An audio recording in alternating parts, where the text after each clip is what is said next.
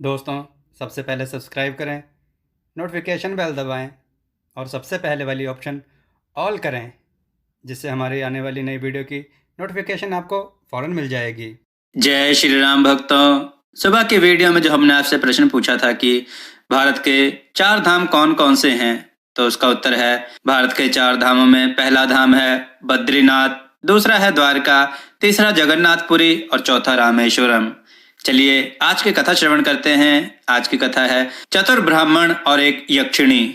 आइए कथा श्रवण करें। किसी गांव में एक ब्राह्मण रहता था। उस ब्राह्मण के घर में उगे वट वृक्ष पर एक यक्ष और यक्षिणी अदृश्य रहकर निवास करते थे।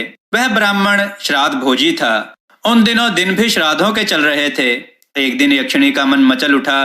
वह यक्ष से बोली, देखो प्रिय, यह ब्राह्मण श्राद्धों के भोजन करके आता है। इससे इसका कलेजा ना जाने कितना मीठा हो गया होगा। यदि मुझे इसका कलेजा खाने को मिल जाए तो कितना अच्छा हो। यक्षिणी ब्राह्मण का कलेजा खाने को इतनी लालायित हो उठी कि अपने मनोभाव को ना छिपा सकी। उसकी बात सुनकर यक्ष ने कहा, ऐसी बातें करना ठीक नहीं है प्रिय। इस ब्राह्मण ने हमें अपने मकान में आश्रय दिया हुआ है। इसके साथ विश्वासघात करना कतई उचित नहीं है। पर यक्षिणी अपनी जिद पर अड़ गई। आखिर स्त्री हट के आगे यक्ष को झुकना ही पड़ा। वह ब्राह्मण राजमान्य था, अतः वह यक्ष भी एक ब्राह्मण का रूप बनाकर राज्यसभा में पहुंचकर उस पुरोहित को शास्त्रार्थ करने की चुनौती दे बैठा। राजा ने भी 7 दिनों के अंदर उत्तर देने का आदेश दिया। उत्तर न देने पर उस पुरोहित को मृत्यु दंड का भय भी दिखलाया।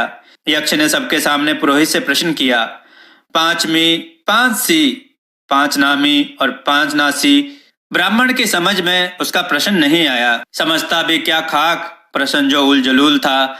7 दिन तक ब्राह्मण उस प्रश्न का उत्तर ना सोच सका और मृत्यु के भय से नगर छोड़कर भाग निकला। चलते चलते जब श्रम से वह थक गया तो एक वृक्ष की छाया में आराम करने के लिए बैठ गया। संयोगवश उस वृक्ष पर वही यक्ष और यक्षिणी बैठे हुए थे। यक्षिणी ब्राह्मण का कलेजा खाने को उत्सुक थी, पर यक्ष उसे अब तक शांत करता रहा था। उसने यक्षिणी से कहा, अब तो एक रात ही बीच में रह गई है, धैर्य रख। कल तो तुझे इसके कलेजे का मांस मिल ही जाएगा। कल कैसे मिलेगा? यक्षिणी ने निराश स्वर में कहा। यक्ष ने उसे अपने प्रश्न के बारे में बतलाया। कहा, वह ब्राह्मण 100 बार भी माथा पटक ले, फिर भी इसे मेरे प्रश्न का उत्तर नहीं मिलेगा।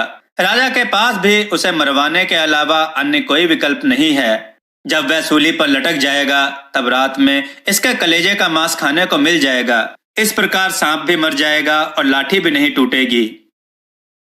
यक्षिणी ने उसकी बात काटी, बोली, ऐसी क्या बात है? क्या वह उत्तर बता ही नहीं पाएगा?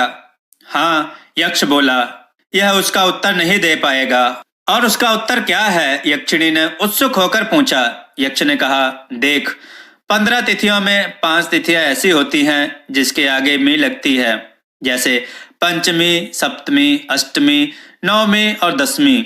5 तिथियां ऐसी होती हैं जिसमें सी लगती है, एकादशी, द्वादशी, त्रयोदशी, चतुर्दशी, पूर्णमासी। और 5 तिथियां ऐसी होती हैं जिसमें नामी लगती है और नासी लगती है, जैसे एकम, दूज, तीज, चौथ, छठ।